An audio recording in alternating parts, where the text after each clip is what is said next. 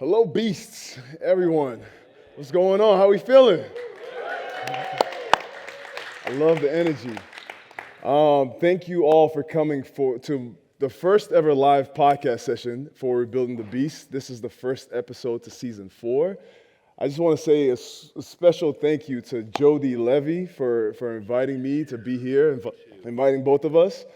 Jody, where you at? Yeah, Jody, please, a round of applause for Jody. Really proud of how far we've come with this podcast. I'll tell you a little bit about myself before we start. My name is Festus Ezeli, 2015 NBA champion with the Golden State Warriors. I was born and raised in Nigeria. I graduated high school at 14 years old. Moved to the United States after that. Came here, I picked up a basketball for the first time at 16. After 2 years, I was top 150 kids in the country. I went to Vanderbilt University. Got my degree in economics, and before I graduated, I won a championship for Vanderbilt. It was the first one in 50 years. After that, I was drafted in the first round to the Golden State Warriors.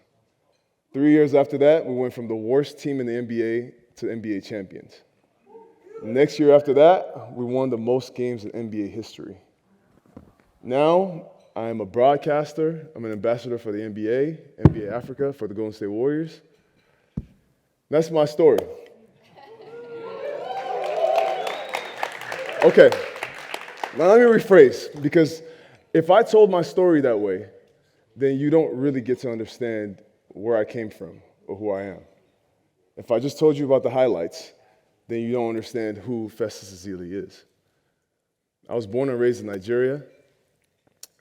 My dad he only had a high school education. And he worked hard to make sure I had an education. And because of that, let's call it a burden, or the thing that he put on me, I was tasked to work my tail off in school. And I was supposed to be the chosen one.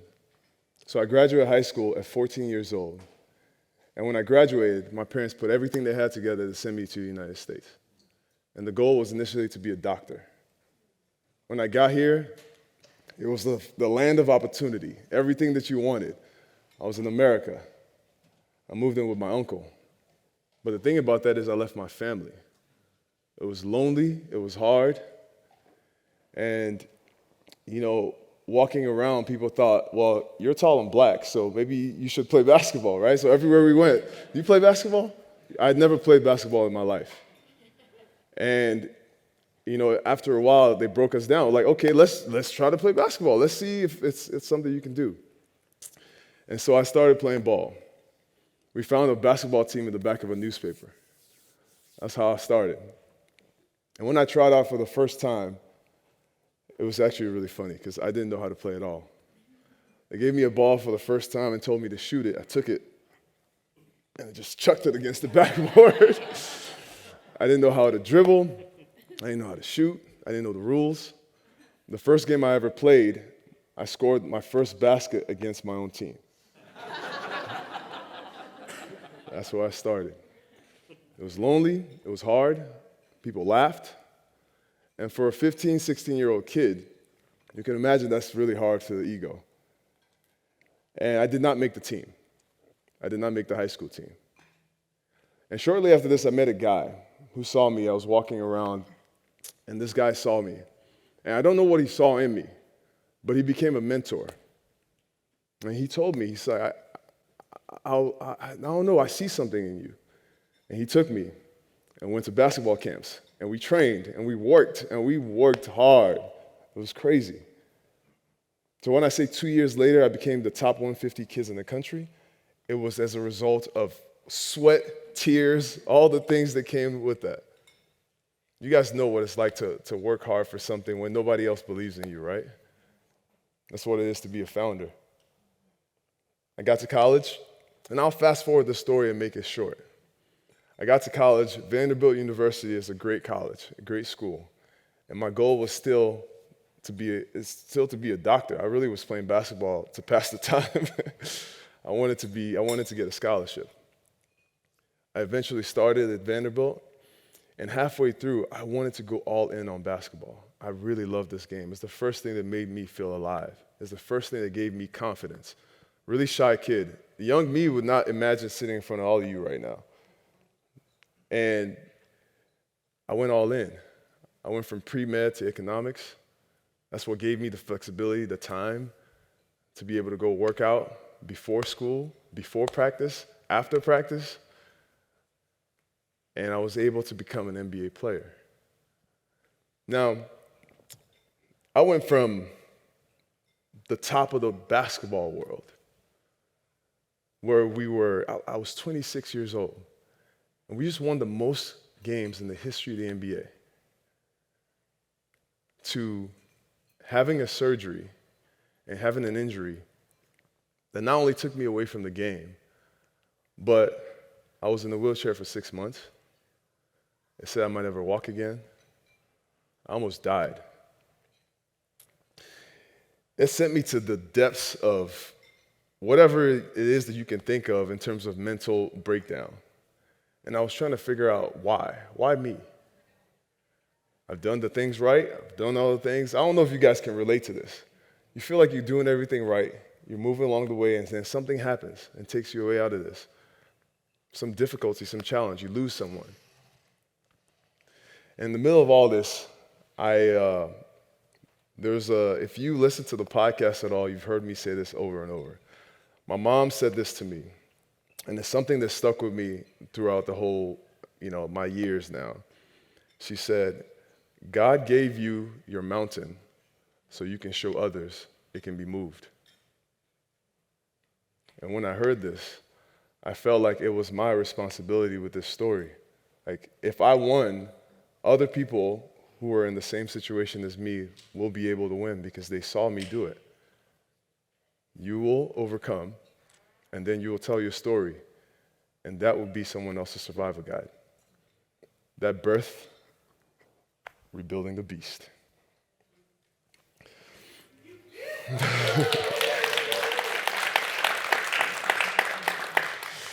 So the beautiful thing about that quote, though, is it's kind of coming full circle for me. A couple of years ago, about when I started this podcast, our team reached out to Zion, and we were supposed to figure it out, but our schedules didn't permit. So it's really great that we could do this right now, huh? All right. So, Zion Clark. Your name is actually literally named after a mountain in Jerusalem, which is amazing that that's full circle. It translates to highest point. Now, if you don't know who Zion is, get ready. The story is guaranteed to move you. When I first heard his story, I knew one way or another I needed to bring him on this podcast. All-American wrestler, MMA fighter, you're dangerous, man. Guinness World Record holder, author, was just a featured contestant on America's Got Talent. With such impressive accolades, you never guess the difficulties and the struggles that he's had to deal with. He was born with a rare birth defect. Defect left him without the use of one of the most important parts of his body, which is something that we all take for granted, our legs. Growing up, he was in and out of foster homes, faced adversity. But after finding his passion, wrestling, and being adopted by his mom, things started to look a little brighter. I could go on and on about our guest today, but I'd rather you guys hear from the lion's mouth himself. Zion, welcome to the podcast, baby. Thank you. Maybe tell us a little bit about the defect that you were born with and what it is. Yeah, so it's called a regression syndrome. It's a rare disease, a rare condition to where, for me, I'm missing about this much of my spine. And then on top of that, I don't have legs. For other people, it's more worse. For other people, they can have it and they stand as tall as you, bro. So it's one of those diseases where you never know what you're going to get. It's like sticking your hand into a bag of candy. You don't know what you're going to pull out. And it's one of those things where if you're born with it, you just got to make do with what you got. And there's not much I can say about it from the fact that it's just by chance I had this. I lightly mentioned how you grew up in a foster care system. So I grew up jumping around from home to home from the time I was born until I was 17. There was a lot of abuse and a lot of hardships and a lot of hard times, a lot of hungry nights, a lot of times where I didn't get to have clean clothes or take a clean shower, and I'm just wondering where I'm going to end up the next day. But aside from that, what I'm doing right now, which I want to kind of flip the script just a little bit, is I'm working with some of the top foster organizations in the country to help turn around these circumstances that these kids are put in. Because I'm probably one of the smallest percentage of kids that were able to get out. Most kids that go through the system, they get out, they either get into drugs, they go to jail, or they die in the streets. And that's a terrible thing. There's like millions of kids in the system around the country. And that's happening to at least 70 to 80% of them. So what I've done working with my team, we're partnering up with a lot of different organizations all the way from the East Coast all the way to out here in the West Coast, countrywide. And I'm trying to set up a foundation where I'm going to change these kids' lives, where not just me, but the whole collective group of people that are willing to work and willing to build together so we can change the lives of these kids because they need it. And I'm not talking about money. I'm talking about supplies. I'm talking about psychological help. I'm talking about medical help, that these kids, what they need it, we can give it to them.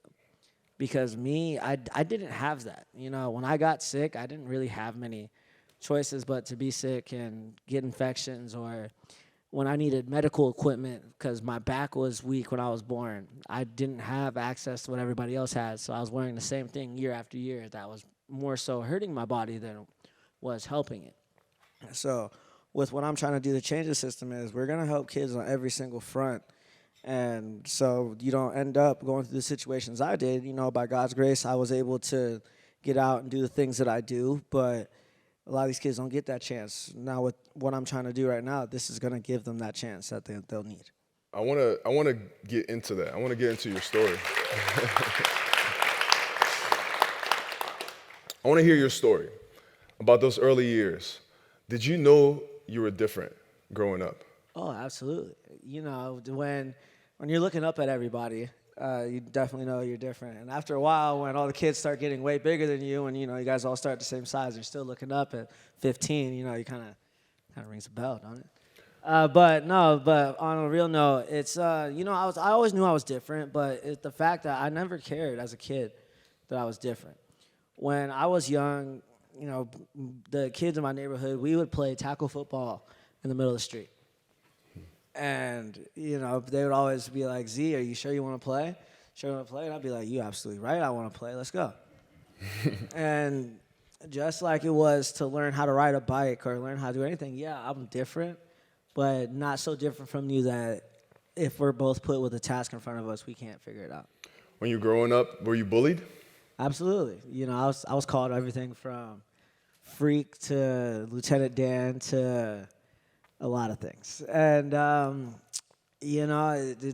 never really bothered me more so than it was the people that thought they could stand over me or thought that they were a better human than me just because I had a defect and they didn't. And that's where a lot of the bullying came into play. When somebody made me mad and I would stand up for myself, they'd be like, what are you going to do? You don't got legs. What are you going to do? What are you going to do? And for me, that was rough, but how I came over that? Learned how to be a damn good wrestler. You talked about your time in the foster care system, and you have scars on your body to prove that you were there. What lessons did you learn from being in that position? I learned early on that the world is a lot crueler than you think, but at the same time, for just as how cruel it can be, there are good sides to it. And I got to experience both as I came up. And that's kind of why I feel like I'm in the position I've been put in right now, is because, in the system, there are good people in the system and there are bad people in the system. I'm not like every foster care organization but there's two sides to each coin in every organization. There's the good things that they do, and then there's the bad things that they do.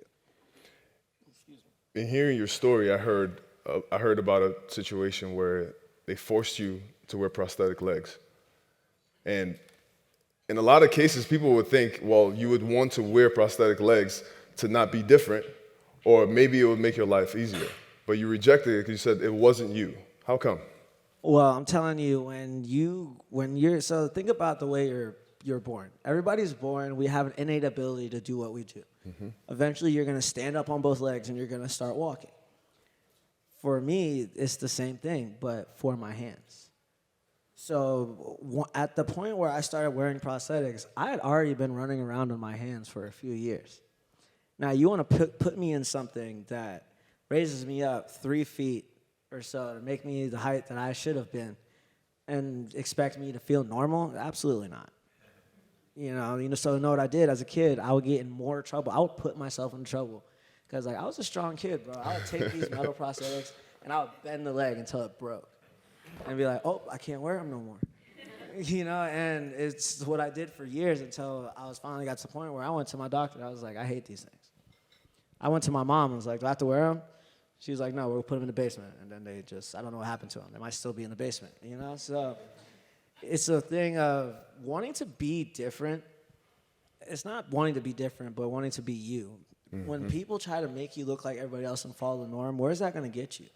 It doesn't get you anywhere. And being forced to wear those, for me, it wasn't me.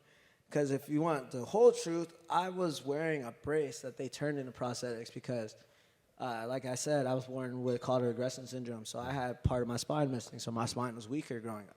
So I wore this brace all the time. And so, just to strengthen my back. But now that I understand, as a kid, I understood because I never used to be able to sit upright all the way or sit up completely straight. And so that is understandable. But then you take that and you mangle it and turn it into something else that is completely not me, then that's where we have the problem. After 17 years, you were adopted. Yeah. Tell me about the first moment meeting your mom. I didn't. My first moment meeting my mom, I was a damaged kid when she first got me. When she first got me, I was still getting in trouble. I was still running around in the streets. I was still getting kicked out of school pretty regularly. And I just didn't really have a care about nothing. And she knew that. And she took me in regardless.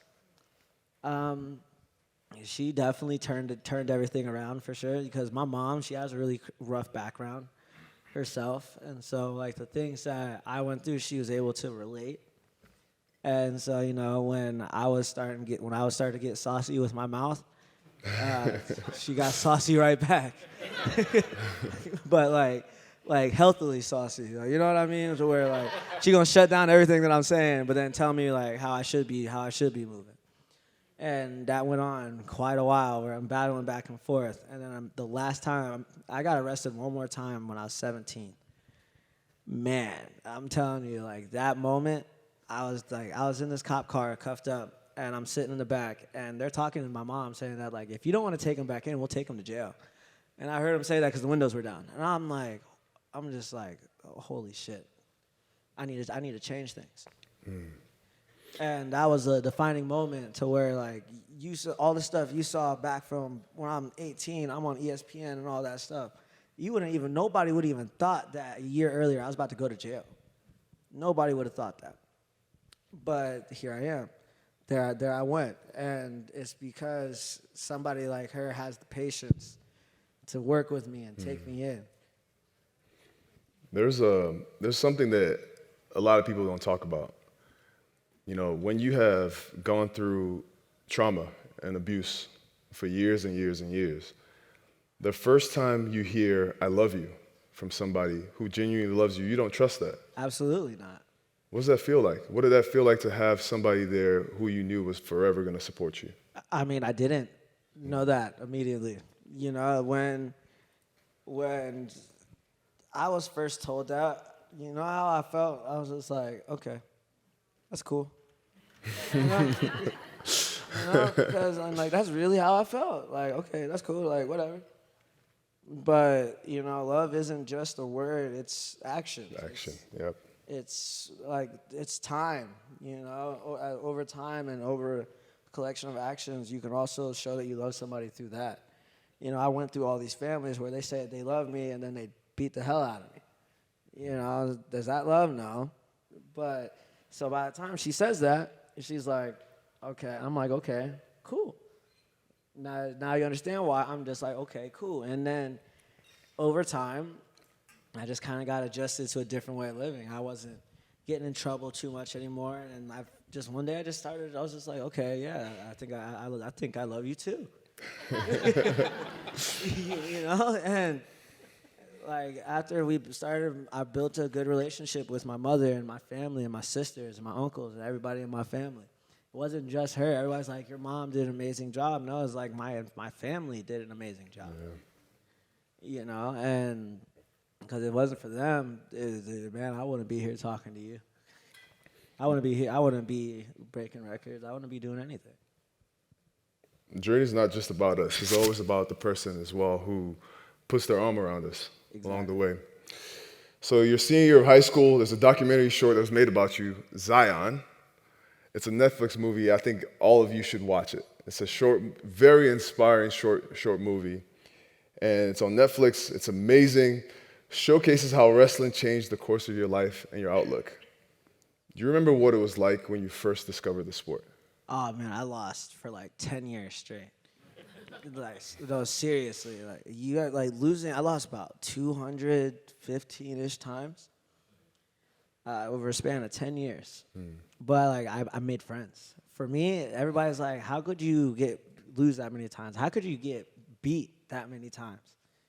And still like come back time and time again. Still be content with what's going on. I wasn't content with losing. Nobody likes to lose. I hated it. But at the same time, during the entire time I'm going through the foster care system, I had a band of brothers throughout my teams that I would go to. And it was the only place where if I didn't have my prosthetic legs on, nobody made fun of me, nobody was disrespectful because the coach made it so, made people accept it because he was accepting it. And if you had a problem with it, you did sprints. You know, and it kind of built a whole thing. And even on my end, I couldn't be going around acting like I had had my head in my butt. You know, I couldn't be doing that. So like he put me on an equal standard as everybody else because what I wanted was to be treated exactly like everybody else. And if you weren't going to do that, then I probably wouldn't have stayed there. Probably wouldn't have stayed in the sport. I think I heard this quote. I think it's from Les Brown. He said, "The richest place in the world." What's the richest place in the world? The graveyard. Because there you find so many dreams unachieved. You see so many inventions never created. And I think there's so many dreams that are buried under mistakes, under failures. The true mark of a champion is getting up over and over and over, even though some dirt has been thrown on your dreams. 200 times you lost. And you keep saying, learn to fail. What made you get back up to try again? Man, well, every time I got back up, my coach would always talk to me. And my coach used to record every match. Every time I lost, he recorded it. And I hated that he recorded it. You know, but, you know, he would use that footage and sit me down. And he would help me figure out, okay, what did you do wrong? Where did you think the match wasn't your favorite? Because it wasn't like I was a terrible wrestler. All those losses, I would get this close to winning and I would lose every single time. It wasn't like I was like going out and I'd lose the first 30 seconds. No, I'd be going into overtime. I'd be going into the third period, and then I'd just lose. I just didn't know what I would like. Every time there'd be a turning point in the match where your skill outclasses mine, and I don't know what to do about it. So then I get beat. And that just happened time after time after time after time. So he would record it. We'd figure out, okay, this is where the turning point was. So then we'd drill it like 100 times, that exact movement. Do it over and over and over and over again until I could close my eyes and do it. Now, there's certain moves I hit in wrestling, I can close my eyes, and I know exactly what I'm doing as long as I can touch your body. It's because we train certain things repeatedly over and over and over again. When you walk into the wrestling ring, you have an opponent over there who's able-bodied. and he's looking at you and you're looking at him. Some of the first times you wrestle, I can't imagine that was easy to just look up at somebody and say, I'm going to wrestle you. Or they're looking down at you. Talk to us about that confrontation. For me, the feeling's always been the same. You know, I normalized wrestling able-bodied people when I was 5 when I started. So every time I go into a match, just like I'm wrestling my coach, just like I'm wrestling my teammate, to me, there's no difference between me going out and wrestling them in practice and me wrestling you out there. So it was more of a conflict of interest on my opponent's end. I've always enjoyed myself from the get-go. They highlighted your wrestling coach, Gil Donahue. Yeah. What do you think is the most important thing that he taught you along the way? He kind of is the reason why I have the mantra, no excuses. Honestly got to give a lot of credit of that to him. I'm going to tell you guys a little story. Back when I was in high school, I wrestled at this tournament called the JC Gorman. It's one of the top-ranked wrestling tournaments in the country. You get guys that place in nationals, returning state champs from all over the country. And I took second at this tournament. And going into the finals, this is like the first time I ever beat anybody worth anybody. And what did I do? I dislocated my shoulder, and our assistant coach, Coach Percy, pushed it back in. And then Gil came up to me and smacked me, actually. It was like the most like shocking thing I think I experienced the whole year, because I was just like, in my head, I was like, you just hit me. But you know what he said? He said, because I was like, Coach, I'm in pain. Like, I don't know what's gonna happen. Like, we're in the semifinal match, and my opponent just sent us into overtime, and I'm just like, don't know, like what's gonna happen now. You know, I'd done pretty well that part of the season, that tournament. I was doing phenomenal, but I came up to finally one of those walls that were like, okay, this is a real challenge.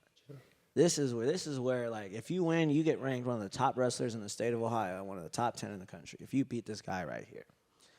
And I didn't think I could beat him. And so my coach pulled me close, smacked me in my face, and told me, no excuses, you're about to win. He said, don't give me no damn excuses, you're about to win. So I went out there, and then I beat him in overtime. Let's go. we gotta give him a round of applause for that. And after that, like it just kind of that kind of mentality stuck with me. No excuses. And then I transferred into track and field, where I became a multiple-time state champ and a multiple-time national champ. To like MMA, to the rest of my college career, I just kept that same mindset. And talking about trying new things, you made it to the semifinals of America's Got Talent this past season. Like, tell us about that. What made you decide to go on there in the first place? And is this scary to be on the big screen? Oh, absolutely not. I enjoy it.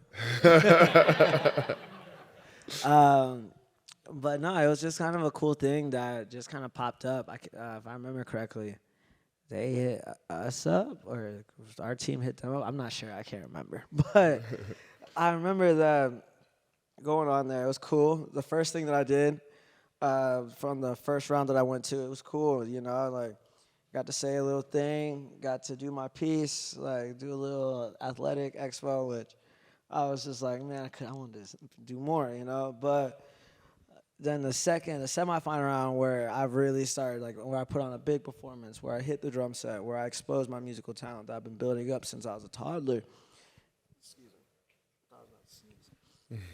But the stuff I've been building up since I was a toddler in the realm of music, I was like, okay, well, obviously everybody knows I'm a high-level athlete, but does anybody know that I've mastered 9 different instruments? You know, so I was like, okay, let me choose one, and I'm going to go up on the stage, and I'm going to rip it for a second. Insane drumming skills. If you haven't seen it, you have to watch it. But, you know, that was just a whole experience within itself, and I really enjoyed myself.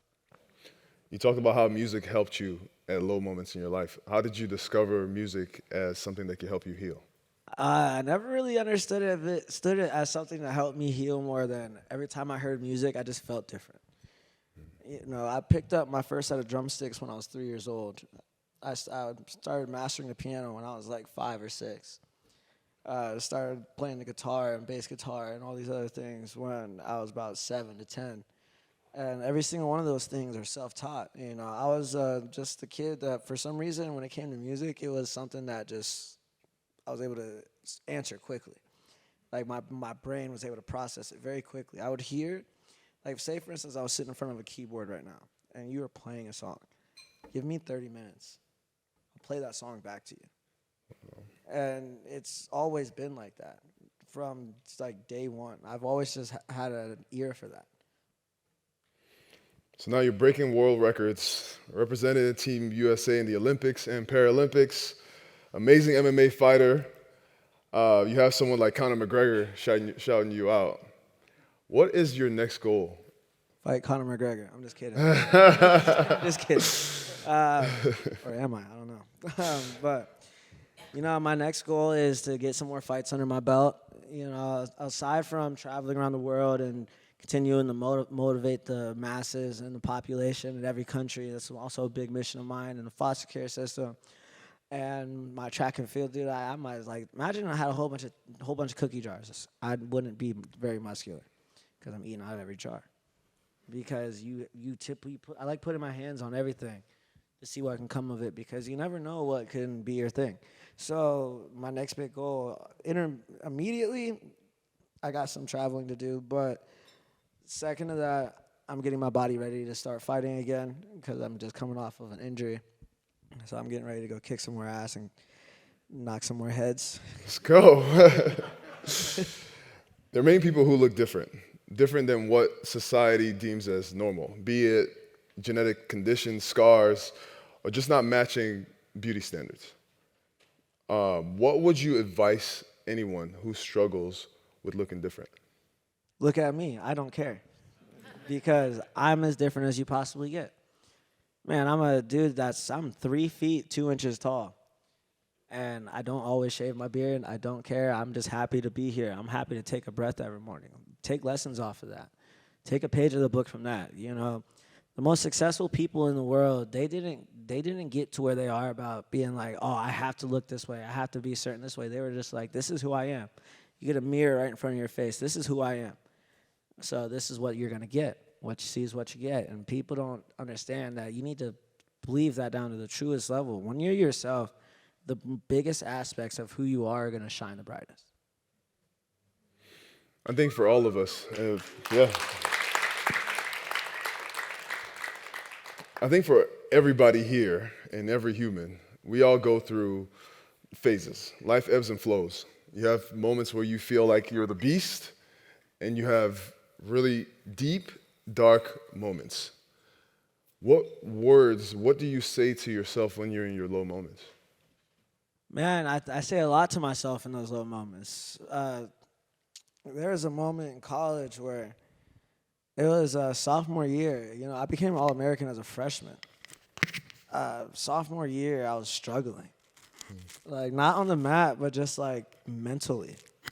You know, there was too much going on. There was too many people asking too much. There was all this stuff going on. There was all these standards. And, like, here's the thing. When I lost the match, it was, like, the end of the world for, like, the entirety of the school because, like, they're all depending on me to win every time I step out there, every time I step onto the mat. I'm like a crowd favorite. So I go out there and I win. I get the whole place roaring. You know what I mean? And when you don't do that, it's like people turn on you. And when that happens, it's like you're like, shit, like, what did I do wrong? What do I do? Am I not good enough? Am I supposed to be good enough? Like, what can I do to get better? What is happening right now? You know, you're trying to even figure, sometimes you got to figure out, like, why is the reasoning that this is happening? And for me, when I hit those low moments, like right at that moment, when I hit those low moments at those times, it's almost like I'm not in my own body. I don't feel like myself. And so I start thinking, all right, I need to feel better. I need to go do something, clear my mind. For me, in talking to somebody has never really helped. Letting the energy out through my fists has always helped. And I'm being serious, like going and punching a bag, going and working out, going and wrestling harder, something like that helped me like think clear. So when that happened, I would go work myself out. Whether if the gym wasn't open, I'd go on a run on my hands, dude. In college, if I was mad or upset about something or down in my head, like late at night, I would go on like a 1.5 mile run on my hands. I would tell my roommates, "Hey, I'll be back." "Where you going?" "I don't know. I'll be back." But for me, it was those moments where I can be by myself, exhaust my energy, because when you work out and it activates your brain, and I've been known that for a long time. So every time you work out, it activates the endorphins in your brain, and you start thinking more positively. You start thinking more clear. You start thinking faster and efficiently. And so in those moments, I'm like, okay, this is what's happening. If you really think about it, the reason that everybody's turning on you is because you're not performing at the full capacity that you possibly could be. And not for them, but for you. And so then I'd come back, and I'd work harder, stay at the practice longer. One of my roommates, he was my co-captain at Kent, and we would just stay after practice. I'd be like, "Coach, can I have the keys? I need to get some stuff off my chest." You know what I mean? And he'd give me the keys, and me and my roommate would wrestle for an extra hour and a half, 2 hours. And after that, I'd be sitting there dead, but I'd feel better about myself. Because come that next weekend, I'd have a really savage win where I'd beat you 15-0.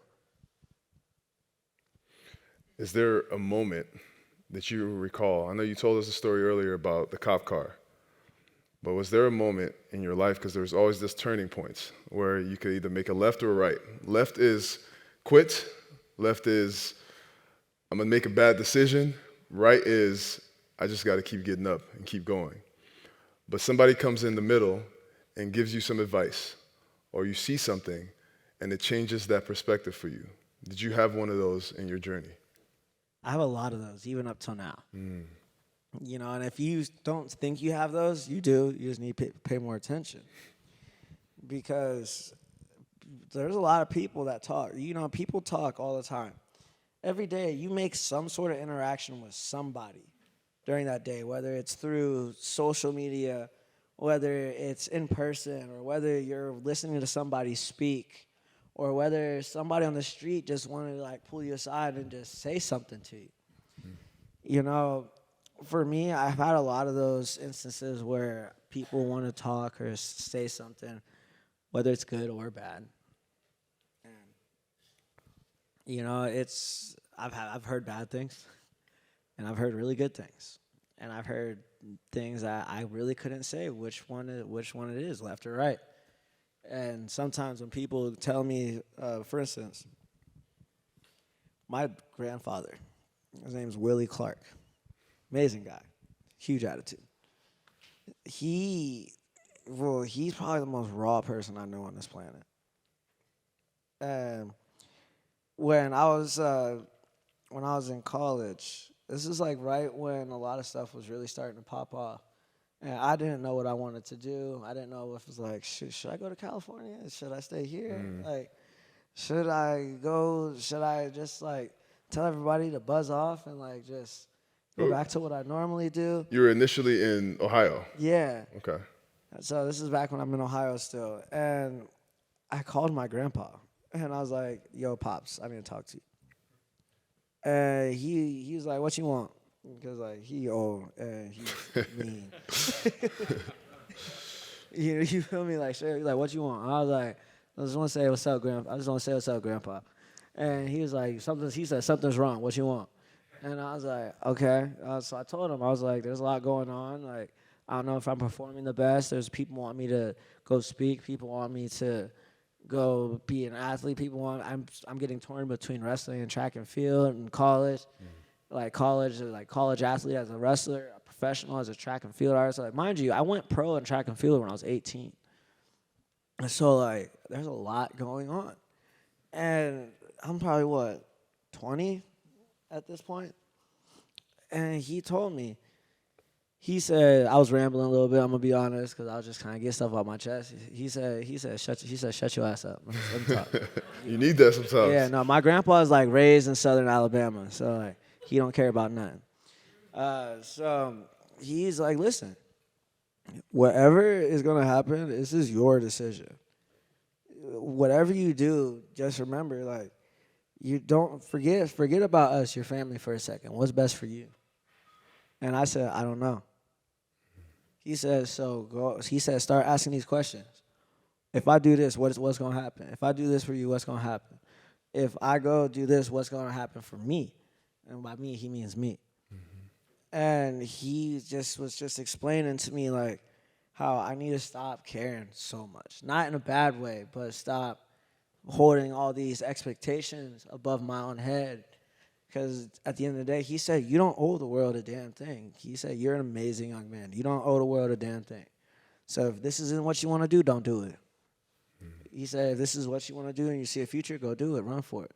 But he said, as a Clark man, as my grandson, once you do it, you better not fucking quit. That's right. He said those exact words. And, you know, I was just like, all right. And he said, so what do you think you want to do? And I was just like, I don't know. You feel it? And he really, like, that was really, like, a turning point. Because at that moment, like, later that next year, I sat on that for, like, a year. And that next year just kind of popped up in California. My MMA team, Team Body Shop, telling them guys I want to fight. They all laughed at me. But I already made my decision. You look at last December, I beat the crap out of homeboy, bro. You feel me? You made your own decision. Made my own decision. One of the best advice that I ever got was whenever you are in the middle of, whenever you're at a crossroads and you don't know what to do, you have to get quiet. Yeah. And whatever that looks like for you in terms of your spirituality, just get quiet and listen to that voice inside. And it's along the same lines of making your own decision. You got to hear yourself. It's not about everybody else's expectations of what you should or could do. It's about you and what you want to do, how you want to impact the world. My favorite question on the podcast is usually my final question. Now you have Zion, who has all these accolades. If you could sit just like this with a Zion that was young and going from foster home to foster home, who was getting in trouble, who was getting bullied, and you had to give him some advice on what he could be, what he should be doing, just give him some advice. What would you say? Honestly, I wouldn't say anything. And there's a reason for that. Because think about your experiences. Everything that you experience leads up to the products that you see now. Everything you experience leads up to the product that they see now. And so if I were to talk to my younger self and tell him like, hey, everything might be all right, I might have been a cocky you feel me? So like, say absolutely nothing. I would just look at him, I have to be like, stay the course. Whatever you're going through, take it. You got it. Because, like, eventually it will be better. I heard this thing that said, you know, sometimes when you pray for something, as soon as you pray for it, it gets sent. That's why you have to stay on Faith Street, right? You have to stay on Faith Street. And a lot of times it's during your hardest moments. But sometimes I think if you already knew, like if you prayed for $100 million right now, and you knew you were going to get it March of 2024, you would have no reason to be humble you just like, man, I know the money's coming, so you'd be walking around smacking people like, no. And I think that that's part of this journey. I think the pain for us serves a purpose. And thank you for sharing your story today. Absolutely, man. I want to lighten things up a little bit as well, because I went on Instagram and I asked people to ask questions. Oh, man.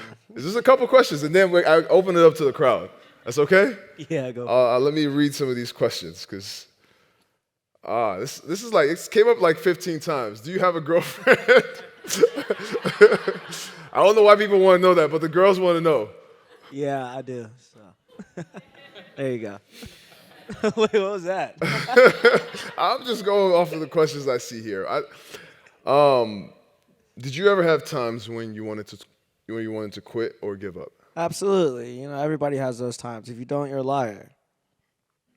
Maybe tell us one. Man, I wanted to quit wrestling.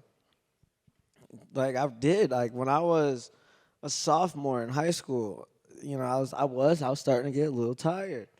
I still ain't want nothing at that point. I was getting a little tired, and I tried to quit. Track and field, I actually tried to quit that too, even my senior year, because it was like season started, I had no success. You know, the only reasons I kind of didn't is because my coaches for wrestling kind of helped me like get focused for track and field. Coach showed up to my mama's house, snitched on me. But in return, I became a multiple-time state champ and a 4-time placer. So, like, yeah, you have those times to quit, but in those times you want to quit, think about what happens if you quit. What are you going to do with that? What's your plan B? If you quit this right now, what do you have that's set up that's already going to keep going for you? And for me, I didn't really have nothing besides my athletics. You know, I wasn't the best student in high school. You know, I almost failed out of high school. The only reason I got to college is because I had the skill of a wrestler that could go all the way. You know what I mean? That's the only reason I got into college. So if I tried to quit, if I did quit, again, you wouldn't see the man that you're talking to right now. Wow. This wasn't even a question. This is just a statement. They said, I just want him to know that we're here cheering him on for shining his light. Thank you. Would you guys have any questions for Zion? Yeah. Oh. Okay.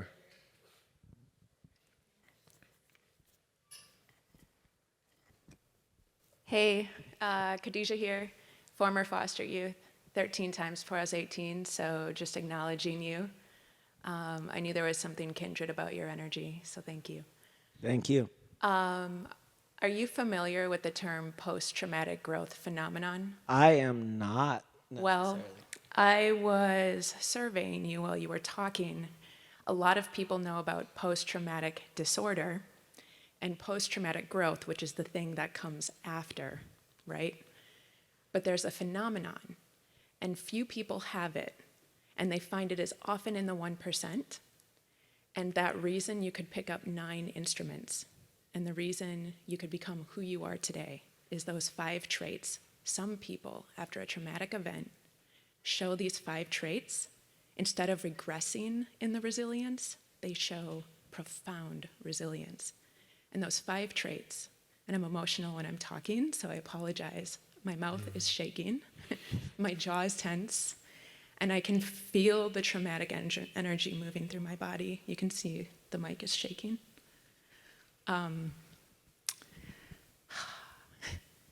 So the first trait is new possibility. Because when you're in foster care, you have no way out, so you make it. And then that's how you see the world. And you move through every room, and you see doors where nobody else does. And the second one is social connection. The fact that you could receive love from that mom, even if it was a year or 2 later, and from your family and know that they built you, is profound. And the third one is appreciation for life. And you wouldn't change anything. And I could go on, but I don't want to take up the time here. But I wanted to ask if you knew it, and since you hadn't, how that feels and sits with you now as you hear it. I think that's I've never thought about it that way. That's amazing. Wow. Thank you. I'm gonna look into that more. I really appreciate you for that. You're welcome. Thank you. Thank you, Khadijah. Right here.